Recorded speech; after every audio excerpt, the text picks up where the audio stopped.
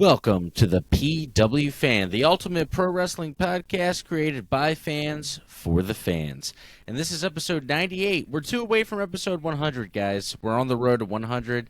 Bro Keller, can't wait to see you.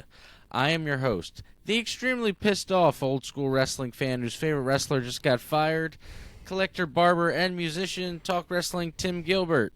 And I'm your host, the architect of pro wrestling podcast, Funko Pop collector, Steelers fan, Booker Andy.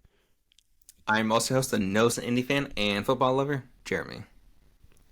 All right, ladies and gentlemen, today we will be discussing and reviewing CM Punk getting fucking fired, WWE Payback, AEW All Out, and more.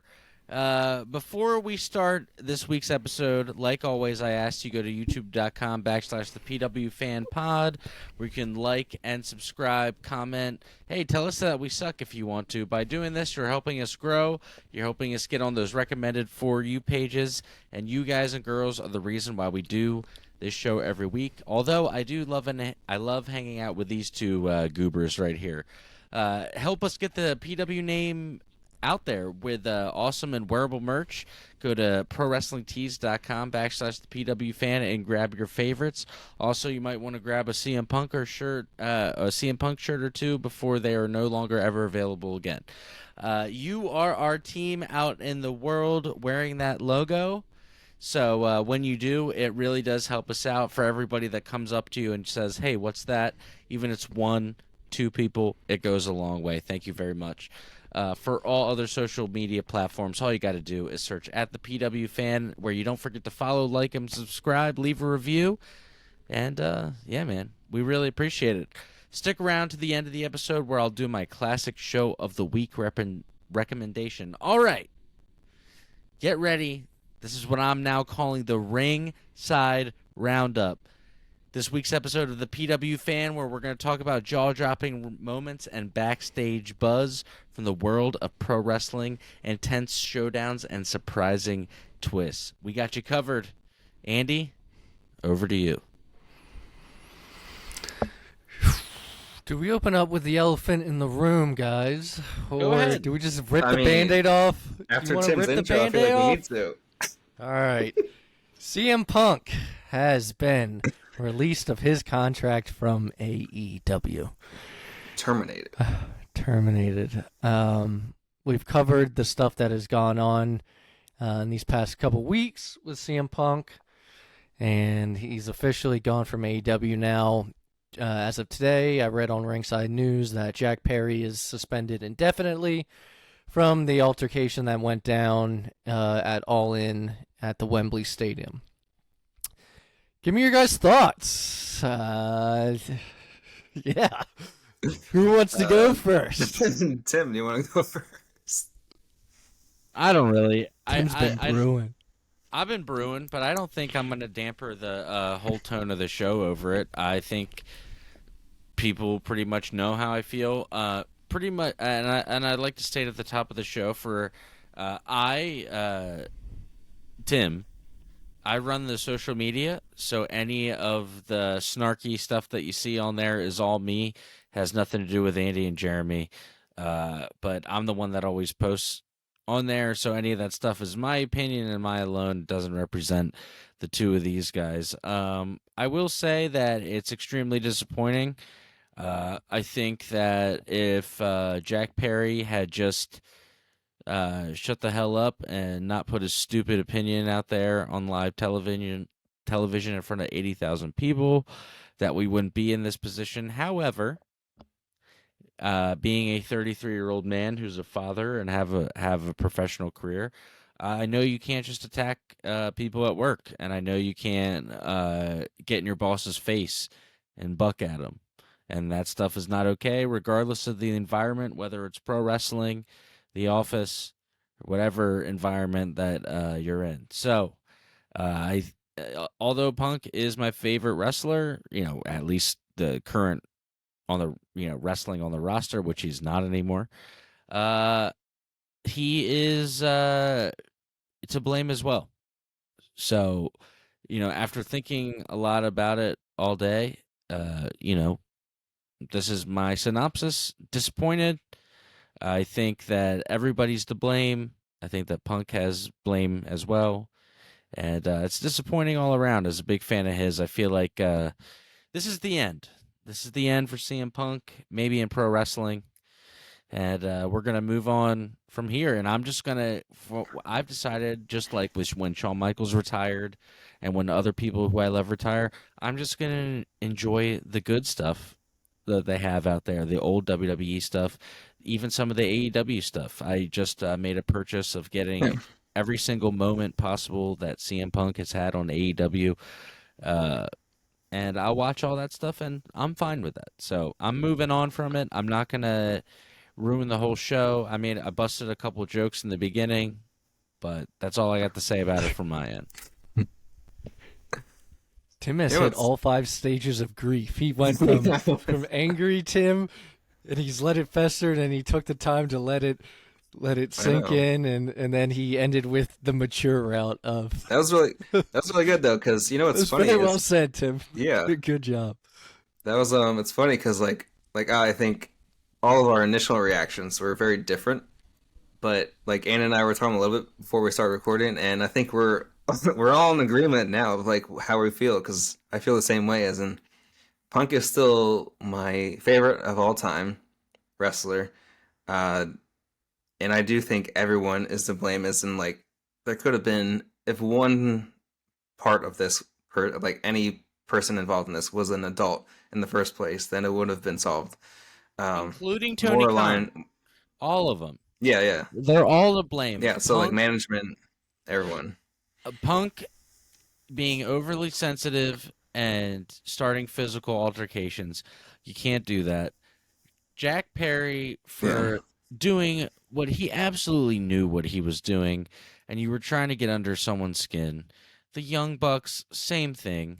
You guys do your passive-aggressive, weird, like, oh, we're gonna block out Punk's face with a bunch of chairs and tables, and then take a picture in front of it, and all that weird stuff that you guys do.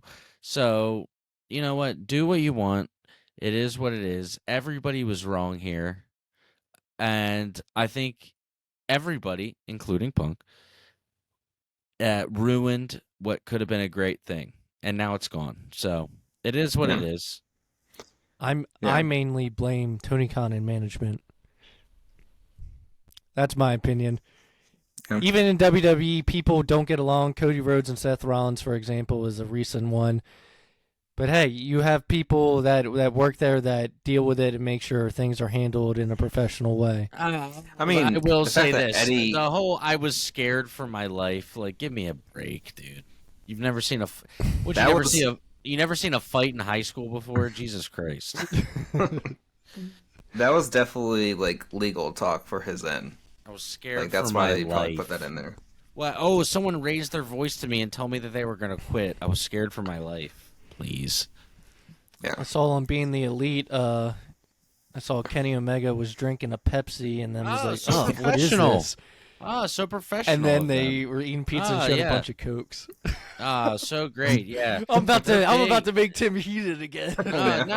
Because it is what you can say what you want. You can say I'm a Punk fanboy, and you know what I am. But clearly, these unprofessional children still do the same stuff today. They already won. He's gone, and you're making your stupid YouTube show and still talking about the guy. He lives rent free in your head. Obviously, it's annoying. It's fucking annoying. Now, would you guys like to see Punk in WWE? I don't think so. I just saw a clip from Bubba Ray's show that he does, and Mark Henry was on it, and they were saying that it'd be a smart move for him to go. I just saw he's like Monday Night Raw. If something just popped up on right now.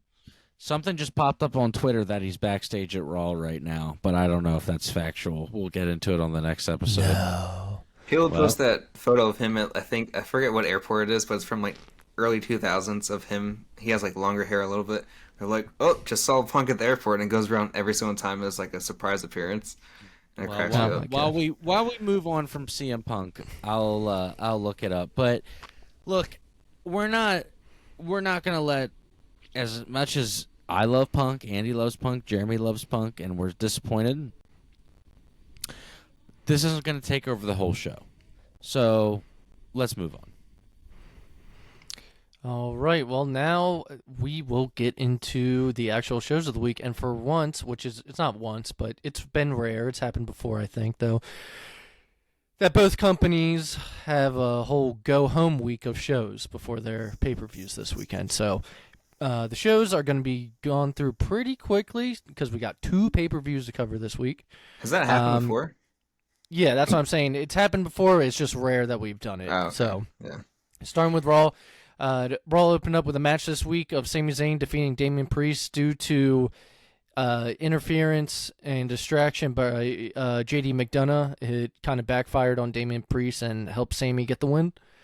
The Miz had a fun segment of his classic cosplaying as another superstar. He cosplayed as LA Knight and trying to prove how easy it is to be LA Knight and his character. Seth Rollins had a segment to hype up his match at the pay-per-view with Shinsuke Nakamura and talk about how Shinsuke is targeting his back. Shinsuke would eventually come out at the end of the segment and attack Rollins from behind. And then Raw would end with Becky Lynch defeating Zoe Stark in a Falls Count Anywhere match ahead of her match at the pay-per-view with Trish Stratus. Anything to add, boys? That was a solid go home for Raw. Yeah, I mean, I thought for me, it got me ready for the pay-per-view. Honestly, I looked forward to this show that we're going to cover more than some of the other stuff, so I thought it did a good job. It's funny, because I was actually going to say, like, not really the opposite of that, but, like, this is probably the least premium live event that I look forward to under Triple H so far. But still was good, I thought.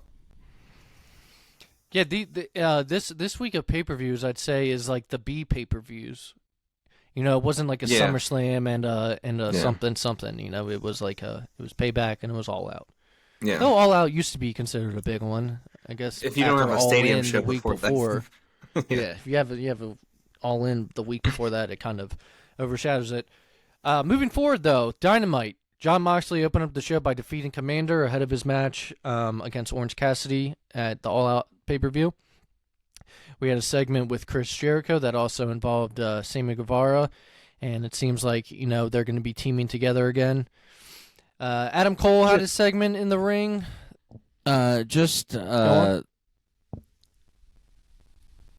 Interesting. Two things real quick. Is this for real? Hang on. What's that? I wish Tim was like Jamie and could like screen share. Okay. Yeah.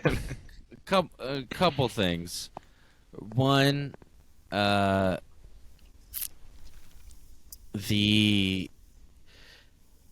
CM Punk behind the scenes at Raw is a troll post, so don't even listen to that. But this might be legit. I'll look more into it.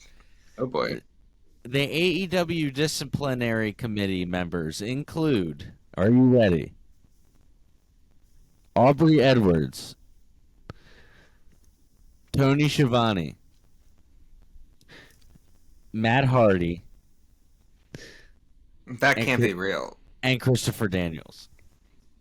That's not real. That So can't two be. of the four we know are not fans of CM Punk. I mean, I'm trying to. I don't think that's real. And also, he had a third party independent person, company, whatever you want to call it, look into it as well. Why would Aubrey Edwards be one? That's what I feel like someone just made up a list. It's and if that is actually, then I mean, look, I'll have follow up. I'll have follow up on next week's show. Yeah, let's follow up that. We'll continue the story as we get more news. But the comments on this are all saying that it's. Someone said, "Is this real?" Because if so, at least half of it seems to be biased of the situation. That being Yeah. said, I still think the right decision was made. But I mean, someone wrote, "This can't be real." LOL. Someone wrote, "I died laughing when I first saw this list." I don't know. You might as well have made the committee the elite. Someone wrote, "I refuse to. I refuse to That was believe this." the meme going around. The meme going around was like AEW's disciplinary committee, and it's like the elite. Yeah. With Hangman and Yeah. I think Tim sent us that picture. Someone just, yeah. I do like someone just wrote, "Why would Aubrey have a say in anything?"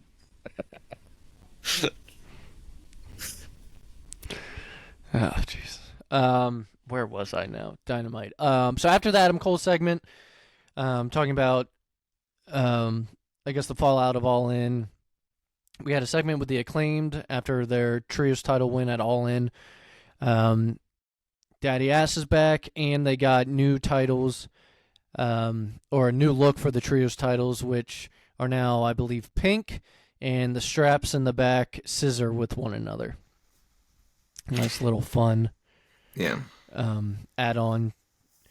So, I mean, when they do things like that, it makes it seem like they're going to have the belts for a little bit if they're willing to take the time to change them up. Yeah, the same thing with like House of Black. They made it into that, I guess a silver color.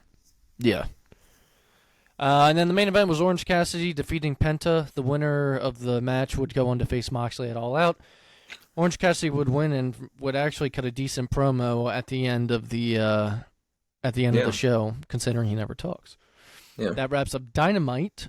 I'm just gonna keep plowing forward.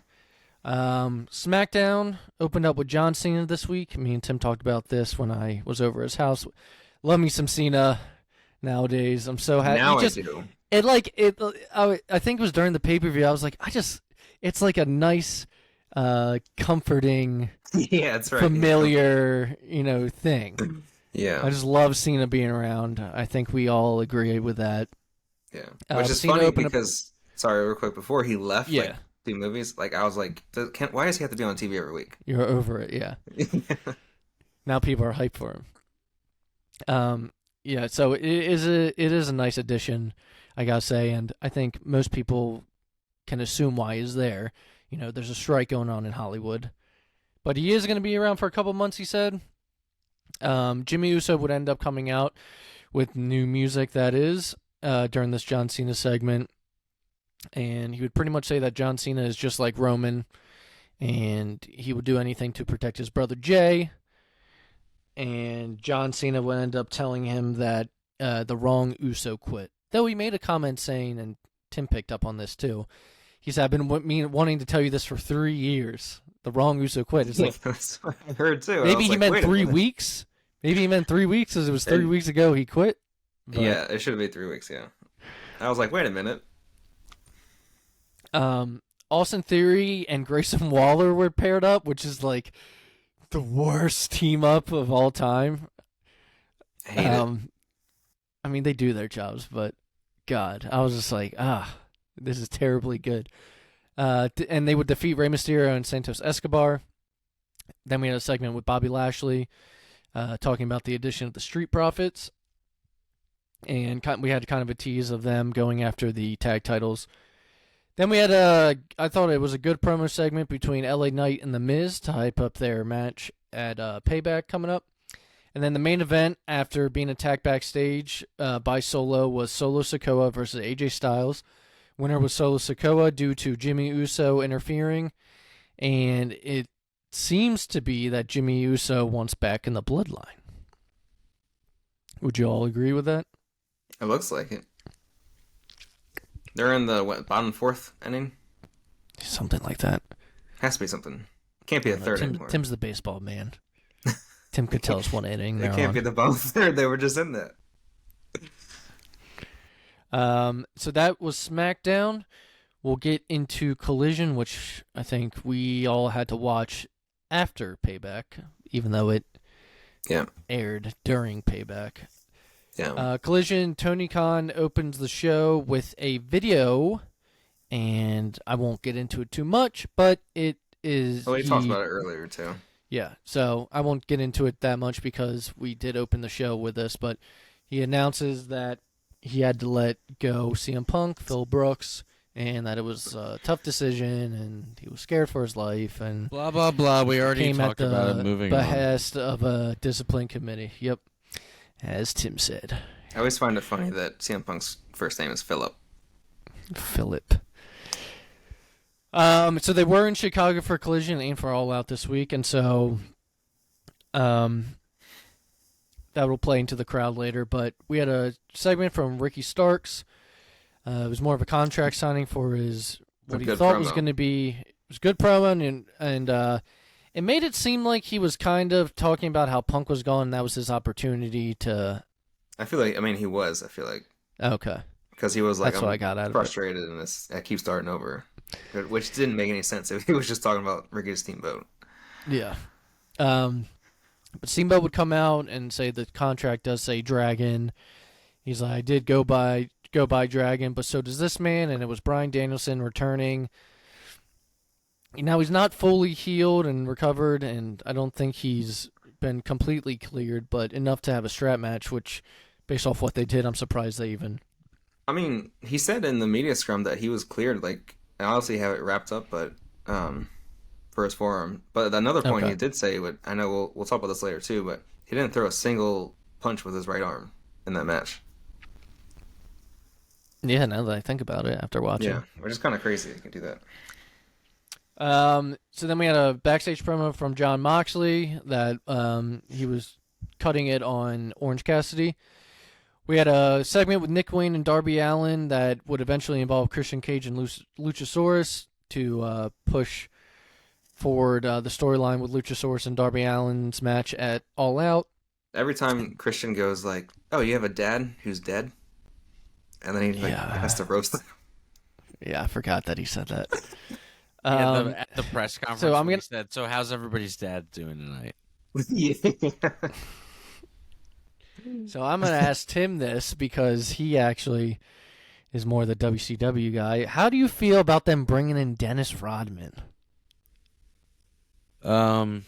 It's bad. It's not a young Dennis Rodman. Old Dennis. The crowd was hot for him because they were in Chicago, but yeah. Why don't you bring in LeBron James? He said he hadn't been there in 13 years. Yeah, it's like okay, TNT is just like, you know what? We had Dennis Rodman in the 90s. Yeah, but see, the thing is, WCW brought Dennis Rodman and Karl Malone in when they were relevant and still in the NBA playing. That's what I'm saying. Yeah, they didn't bring him in now. Yeah. They didn't bring in some old ass guy. I don't know if it was to tell the story with him and Jeff Jarrett and make it easier because they were in the NWO at the same time together. It was definitely more just because they're in Chicago. So Dennis Rodman comes out. Jeff Jarrett comes out. He wants Rodman to join his quote unquote family, and then the Acclaim would come out, and this would set up a trios tag match of Jay Lethal, Jeff Jarrett, and Satnam Singh against the Acclaimed and Billy Gunn at the pre-show. I believe it was the last match of the pre-show for All Out. I only had 10 minutes.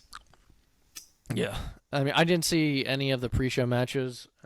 I was tied up, but I do know there was 3 on there, I believe. Yeah. We had a brawl with Miro and Powerhouse Hobbs, and then the main event was Jay White defeating Dax Harwood.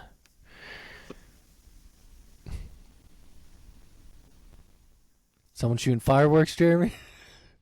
I was like, what is happening right now? So that wraps up the shows. We can get into the pay-per-views. Tim is out at the moment, but I will just keep pushing forward. That's going to pay-per-views. What do you want to cover first, Jeremy? Payback or All Out? Let's do Payback. Well, I guess Payback did technically come before All Out. Yeah. It was Saturday while All Out was Sunday. Payback. Either way, we're ending it on a good note because both of these pay-per-views were good. I like these. Yeah. Payback opened with Becky Lynch versus Trish Stratus in a steel cage match. Becky Lynch would be the winner in the end. This was a fantastic opener. I did not expect fantastic steel cage match. Yeah, it was very, very good. Yeah. I watched it I watched it over at Tim's house. There was a superplex from Becky Lynch to Trish Stratus, pretty high up Yeah. in the turnbuckle. I thought the women killed it. And then, at the end of the match, with Becky being the winner, Trish would end up slapping Zoe Stark, and Zoe would turn on Trish, close the door, and give her. I love Zoe Stark's finisher. Oh yeah, that's really she cool. spins her around and then hits her in the face, kind of like a go to sleep. Yeah. Me and Tim were talking about Zoe's finisher, but I think me and Tim both liked it, right, Tim? Oh yeah, I did. Trish and Becky, and then Zoe's finisher. But what were you gonna say, Jeremy? No, I was just gonna say. Well, at first I didn't expect this match to be this good, which was a nice surprise. But also, if this was Trish's last match, then that would be a hell of a match to finish on.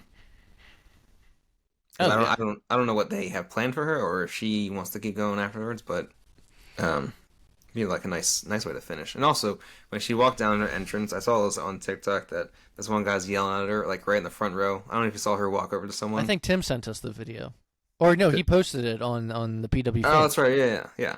And she was like, "Shut the fuck up." Because the guy was like, which "You're is gonna like lose." unlike Trish to say. Yeah. But yeah, no, Tim, you posted that. So after that, we had John Cena come out, who I forgot to say, but during SmackDown, he was announced as the host of Payback, and we had a little promo battle. Not promo battle, but a promo segment back and forth between The Miz and Cena before The Miz's match with LA Knight. And it would turn out that John Cena would end up being the guest referee. And I was kind of worried at the time that, maybe Cena as the guest referee would take away the spotlight from the other two guys. But Yeah. he did a great job. Didn't seem biased. He got in the faces of both Miz and LA Knight at one point when he pulled them off of each other separate times. I thought the match was good. LA Knight was the winner in the end, and at the afterwards there was a little kind of face to face with Cena and LA Knight, but Cena seemed to give his respects to LA Knight as the winner. Yeah, I thought this was a decent match. I feel like it was a usual Miz match. It's like nothing too crazy, but it was good. And I feel like LA Knight was, as soon as he came out, it's like no one even looked at Cena, which is kind of crazy. But yeah, I think Cena like raised his hand towards the end of it, like at that entrance before they left. Yeah, so I think he's kind of like him, not passing the torch, but like giving the approval. Yeah, that's what it was. How about you, Tim? Because we watched this together. I thought it was cool. I thought it was cool how he gave like the point to LA Knight, kind of how The Rock gave to him, and how Hogan gave to The Rock. So, pretty cool. Yeah, a little passing of the torch. All right. After that, we had Rey Mysterio versus Austin Theory. Rey would end up defeating him and retaining his U.S. Championship. The match was fine. Yeah, which is weird. I went back and watched a little bit. Yeah, it was like a TV match. Yeah, which I don't like. Ray It's weird that good Rey for his age, Mysterio, like it's weird that Rey Mysterio match is not. It's just okay. Like it feels weird that on this card especially that this wasn't that great. After that, this was one of the. Yeah, this is probably the best match on the card. Judgment Day, Yeah, definitely. versus Kevin Owens and Sami Zayn, Pittsburgh Steel City Street Fight. First off, I'll say new champions, Judgment Day. There were some spun spots, Sami Zayn and Kevin Owens changing into Penguins gear and bringing hockey sticks. I'm still mad at Finn Balor for stomping on the terrible towel. That is sacrilege in Pittsburgh, and you do not do that. Britt Baker even tweeted about it. She's like, "Who stomped on it?" Yeah, she was like, "Wait, what?" But yeah, thoughts on the match. Kevin Owens did a spot that was similar to Jeff Hardy. at, I believe, 2002 Survivor Series to one of the men in 3-Minute Warning. Yeah, it was a cool But it spot. was a Swanton. Which is, Swanton it feels bomb. crazier that KO can do that because he's such a bigger guy. He does it And- well too. Yeah, he does. But yeah, I thought this was a good match and also the right decision because I don't feel like KO and Sammy really had anywhere else to go with the titles at least.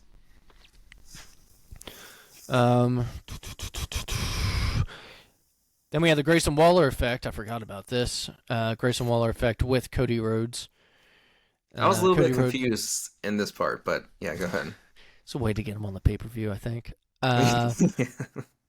But Cody Rhodes basically would end up saying, you know, I know all about these talk shows and I see how this goes, but he kind of hijacked it and announced Jey Uso returning as a member of Raw. So now Jimmy is on SmackDown, Jey is on Raw, and I read today on Ringside News that they have big plans for Jey as a single star. So, does that mean Cody is still on Raw, or did he like say it was like a switch? He didn't say it was a switch. I think Cody is still on Raw. Okay, I wasn't sure if that was their way of getting Cody onto SmackDown with Roman. Then, No. I don't think, not quite yet. yeah, Then we had Rhea Ripley defeating Raquel Rodriguez and retaining her women's world title. Probably my least favorite match on the show, if I'm Yeah. being honest. another okay match, really. Rhea did pay tribute to China and wore similar China gear. I don't know when the China gear was worn originally, but there was a comparison shown online. So that was cool. And it's funny, actually, while me and Tim were watching this, I think, Tim, you mentioned that she's like China. Yeah, you know what's weird? Maybe it was just something subconsciously about her outfit that I was like, yeah, she reminds me of China. And then I saw the picture, and I was like, oh wow, no, she was like legit doing a straight up China tribute. Yeah, I mean, I just saw it today. I It really, didn't even dawn on me the well. outfit really didn't like dawn on me until Register. Yeah. So then we had before our main event, we had I thought it was a funny segment. Cena It was took funny. on the role of an interviewer. He had a bow tie strapped around his neck. And during it, me and Tim were like, is Balor really that much taller than Cena? But at the end of the segment, Cena like pops back up. He was like hunching over.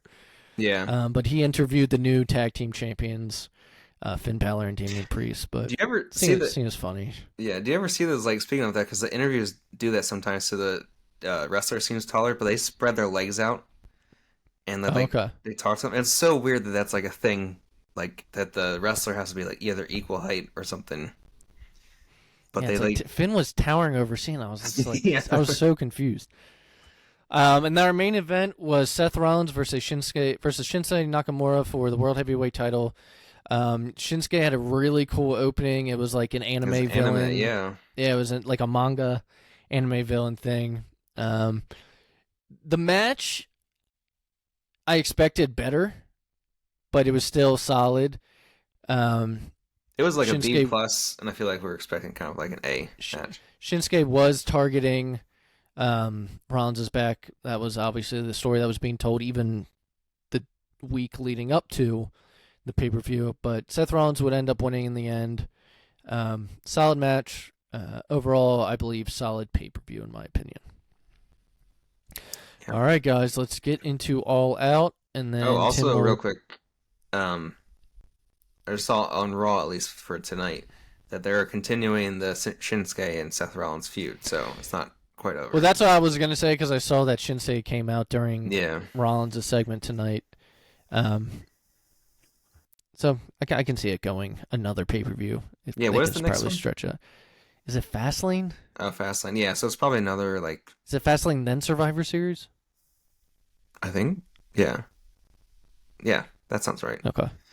I think they do a big one, then two, and then a big one. Yeah, because it should be like every 3 months, I think. 4 months. So All Out, again in Chicago, just like Collision was. Wasn't expecting much at all from this. No. But it ended up being very... I mean, there was 4 matches on here that I was like really into. Starting with the opener, which was one of those matches, the ROH World Tag Team Championships, Adam Cole and MJF teaming against Dark Order. Sorry, do you want me? I can just say the part real quick for the 0 hour of the pre-show with the Dennis Rodman. So basically, the Acclaimed had a quick 10-minute match with Jeff Jarrett and those guys. They beat them, and then Dennis Rodman hit. It's actually kind of funny. He hit Jeff Jarrett with the guitar, like when the referee's back is turned. But then he didn't realize he needed to leave the ring or throw the guitar out. So he just stood there with the guitar. And then Billy Gunn had to be like, get out of the ring. And Jeff Jarrett was like, or not Jeff Jarrett, Dennis Rodman was way too into like the crowd cheering for him. So he just stood there for the rest of the match. And then they just pinned him like 2 minutes after that. But it was just like a funny moment with a celebrity that they don't know what they're doing. And wasn't there 2 other matches too? Yeah, there was the Battle Royal, which Hangman won. That was like they donate to charity then. It was like to a charity of his choice. Yeah, which was like a Chicago school program. And then there was like a 6-woman tag match with Sky Blue in it. Sky Blue. No. All right. Let's get into All Out. So, yeah, like I said, ROH World Tag Team Championship, Adam Cole and MJF versus the Dark Order. Winners were Adam Cole and MJF. This match was really good. One of the stories told was Alex Reynolds had trained MJF at one point, or so they said. Which is kind of crazy. But, yeah, Adam Cole and MJF would end up retaining. And as they were leaving, Samoa Joe's music would hit for his match, and he would shove MJF out of the way, which paid homage to when he shoved MJF out of the way during Samoa Joe's NXT run. And this would tick off MJF, and MJF would run towards the ring during Samoa Joe's entrance and start attacking him. Adam Cole would end up pulling MJF off of him. And I believe this Wednesday, MJF's going to address Samoa Joe. So maybe this is the feud we're getting. I mean, cool so like I said, Samoa Joe. Next match was ROH World Television Championship, Samoa Joe versus Shane Taylor. Winner was Samoa Joe. It was a match of heavyweights. It was basically kind of what everyone expected, I feel like. Yeah. It wasn't much. Then we had the TNT Championship, Luchasaurus versus Darby Allin. Winner was Luchasaurus. I kind of expected Darby to win, but yeah. I mean, they had the thing about Darby being hurt working it, and then he did there's a few spots where Darby got bloody early. Yeah. And they worked on his back, I believe. Yeah. Throughout the there's match. a few times when Luchasaurus smashed the stairs on top of him and then sat on it. Then we had Miro versus Powerhouse Hobbs. Miro would be the winner, and afterwards they would shake hands. And as Miro was turning around, Hobbs would attack. And then I guess they're going to call her CJ Perry, but Lana would end up running out and debuting and hit Hobbs with a chair. And then when Miro got up, he was in disbelief and then walking up the ramp and saying that she's not real. Yeah, it wasn't the whole thing before where he was I don't know what the word was, but he something about forgetting his wife when he lost the TNT title, then he had to come back. Yeah. And he's I don't believe in, or I don't trust this god or woman or anything like that. But yeah, he stripped himself of everything. Yeah, that was one of my favorite matches only because of the crowd chanting meat every time they were hitting each other, and the chanting slapped that meat when they were chopping each other. Yeah, it took me a while to figure out what they were saying. Yeah. And then they were saying beat that meat. Was it could be it was just Lana and him in the ring, they were saying beat that meat or something like that. Yeah. And then Excalibur was it can be a new game mode in the game of slap that meat. Oh boy. So then we had the TBS Championship match, Chris Statlander versus Ruby Soho. It was longer than, Jeremy, you mentioned this earlier, it was longer than the women's match at All In, and it wasn't as good though. The All In match was definitely better. Tony Storm would come out from under the ring and take the green spray out of Ruby's hand. which would distract Ruby and then cause Chris Statlander to hit her finisher and get the pin. I feel like after the All In show, they kind of need to turn Saraya face. Like I feel like everyone They probably could cheer for her. Probably could. Out of all those three. After that, we had what was my favorite match until later. I did not know it was going to be this good. But Bryan Danielson versus Ricky Starks in a strap match. Man, they beat the shit out of each other. Yeah. Yeah, it was super good. That was crazy. And Danielson was talking afterwards in the media scrum of like, there's certain guys who get fired up when you hit them hard like this, and there's some who just kind of like dwindle. And Ricky Starks definitely got fired up because he was returning all those shots to Danielson. Was Ricky bleeding there in this match or just Danielson? I think just Danielson, but it was like a lot of blood though. They whipped the shit out of one another. Yeah, especially that back and forth, like right across the face. That had to hurt. Steamboat was on commentary. Yeah, he had a spot with Big Bill when he blocked his punch. Yeah, he pulled him off. Yeah. After that, we had, it was kind of, I guess you could say it's a cool down match. Eddie Kingston and Katsuyori Shibata versus the Blackpool Combat Club of Claudio and Wheeler Yuta. Winners Blackpool Combat Club. There was some cool stuff with Shibata during the match, but other than that, it was whatever. In my opinion. It wasn't too much. I thought it was kind of funny because like Shibata's music so relaxing, and then Eddie Kingston comes out, and it's just totally different tone. Just like stomps down to the ring. My favorite match was this one, you guys. It was Kenny Omega versus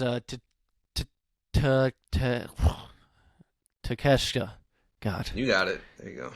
I usually don't have a problem saying it. This match was awesome. Winner was Takeshita. There was no screwdriver involved. It was a banger, man. They crushed it. Well, they did have a screwdriver, but the ref caught it when Takeshita was like up on for the Fallen Angel. But it actually didn't get used. Yeah. Yeah, there was a bunch of back and forth on this that like I don't know. They were going for I forget how long the match was, like 25 minutes probably. But that was like a crazy pace to it too. And then we had the Young Bucks and FTR teaming up to take on Bullet Club Gold. Winners were Bullet Club Gold. The spot that stuck out for me is when they went for the Elite Trigger. Yeah.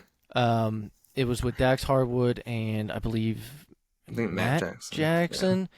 Matt Jackson did the gun thing, but then Dax would end up doing the looking at his watch like CM Punk clobbering time, and then he would end up hitting it. But winners were Bullet Club Gold. And then, so it ended with the AEW International Championship. Orange Cassidy versus Jon Moxley. Moxley didn't bleed. No, he didn't. Cassidy bled fucking everywhere. He was covered in blood, but it wasn't his. It was a really good match, though. Yeah, you talked about it earlier. Orange Cassidy did those little kicks, and then actually started beating the shit out of Moxley with the kicks. That was and actually put such a great spot. Into it. That was towards the end of the match, though. Yeah. But Orange Cassidy finally has lost the belt. Jon Moxley is champion now, and maybe he'll be opening up every show. But that wraps up everything, unless you guys have anything to add. That was probably my favorite Orange Cassidy Moxley match in a while. You know, guys, and I don't even have a classic show of the week this week. I would just say it's been a crazy week in wrestling. Go watch something that you enjoy. Be nice to each other, whether or not you have differing opinions in wrestling and what's good wrestling and what's quote unquote bad wrestling. Everybody respect each other, and I mean, it was quite the week. Emotions ran high, and but we had some good shows overall, and I think that was a pretty solid episode 98, and we're 2 episodes out from 100, which is pretty crazy. I can't believe that we're this close already. We'll get Bro Keller back on here, talk to the champ himself, see what he's been up to. And hey, everybody, take care of yourselves this week. Enjoy pro wrestling. That's what it's all about. We're here to have fun. That's the only thing that matters, whether you like this guy or don't like this guy, or this guy got fired and blah, blah, blah. Wrestling's supposed to be fun. So enjoy, and we'll talk to you next week on episode 99.